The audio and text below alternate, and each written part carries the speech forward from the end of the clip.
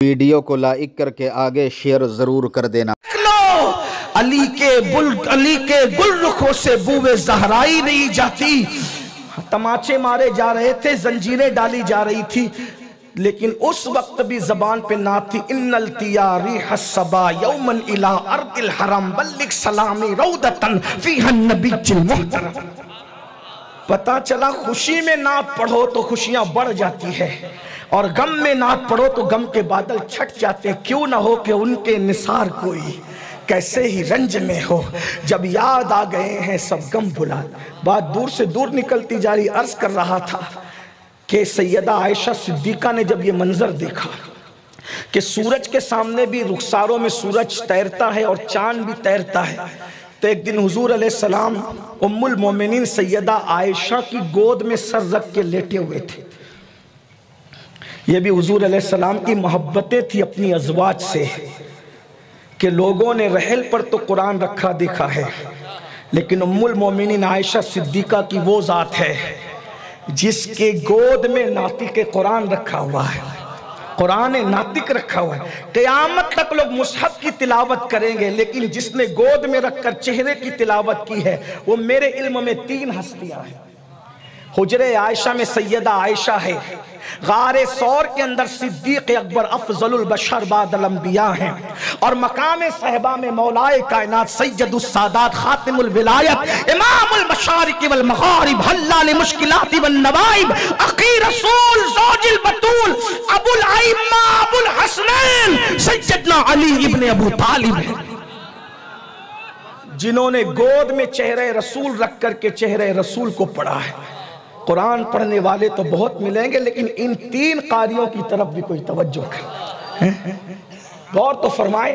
لیکن بہرحال جس نے چہرے رسول کی تلاوت کی وہ اچانک چاند سے مخاطب ہو کر کہنے لگے، اے چاند تو صرف رات کو چمکتا ہے، جب سورج ہوتا ہے تو نہیں چمک پاتا، لیکن میرا چاند دیکھ یہ تو دن میں بھی چمکتا ہے رات میں بھی چمکتا ہے۔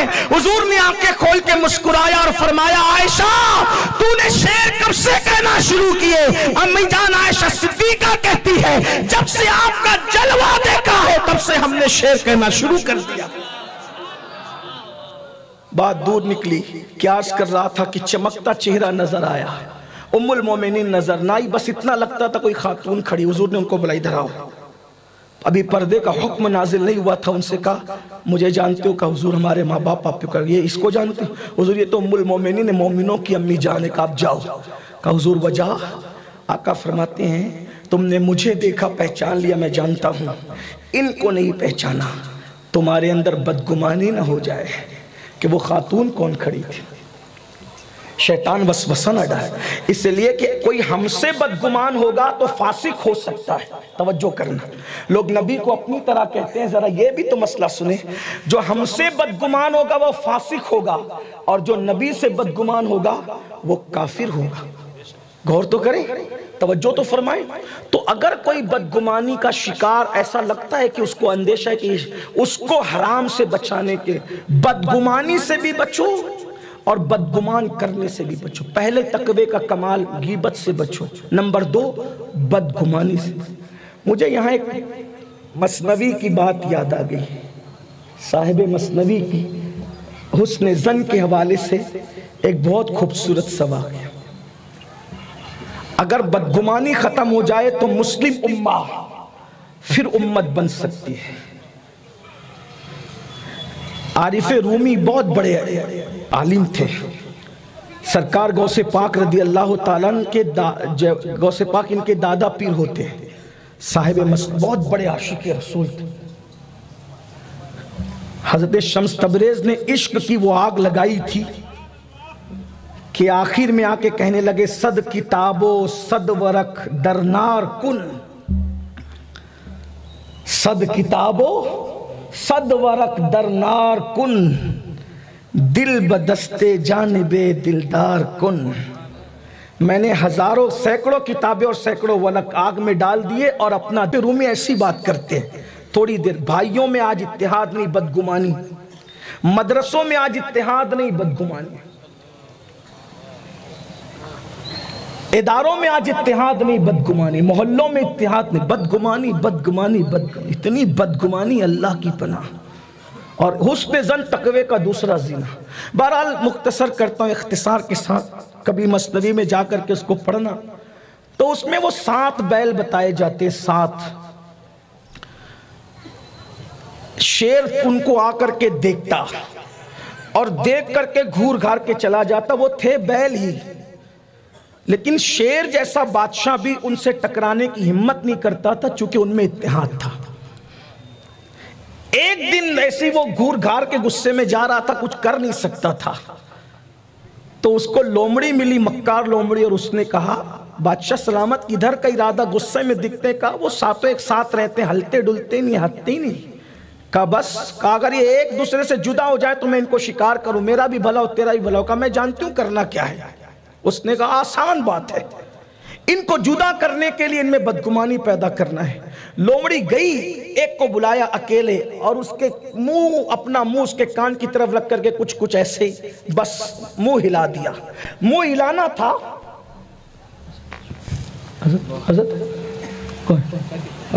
حضرت کا استقبال، نعرہ تکبیر، نعرہ رسالت، نعرہ حیدری، جشن غوث اعظم، داعی کبیر زندہ باد، سنی دعوت اسلامی، سرکار کی غلامی۔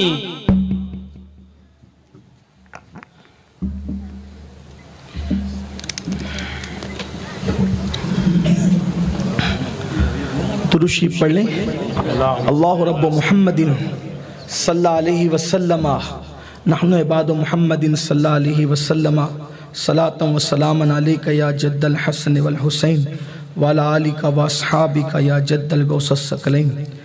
حضرت ہمارے قائد، ہمارے امیر تشریف لا چکے ہیں، اور اصل میں یہ وقت حضرت ہی کا ہے، کیونکہ بارش کی وجہ سے محفل ہی تاخیر سے شروع ہوئی۔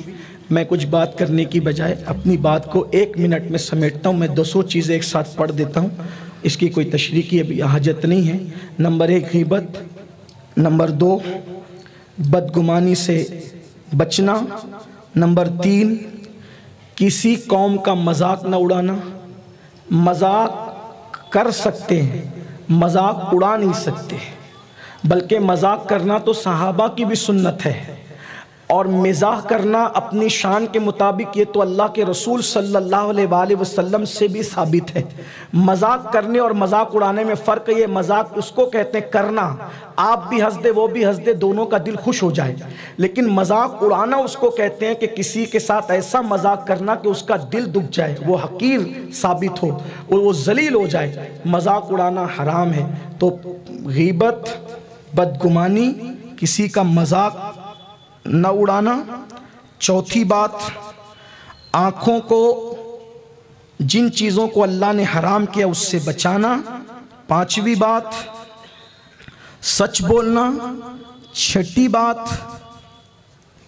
ویڈیو اگر اچھی لگی ہو تو لائک کر کے آگے شیئر ضرور کر دینا۔ اگر کوئی تم پر احسان کرے تو اس کا احسان ماننا اور مغرور نہ ہو جانا۔ 7ویں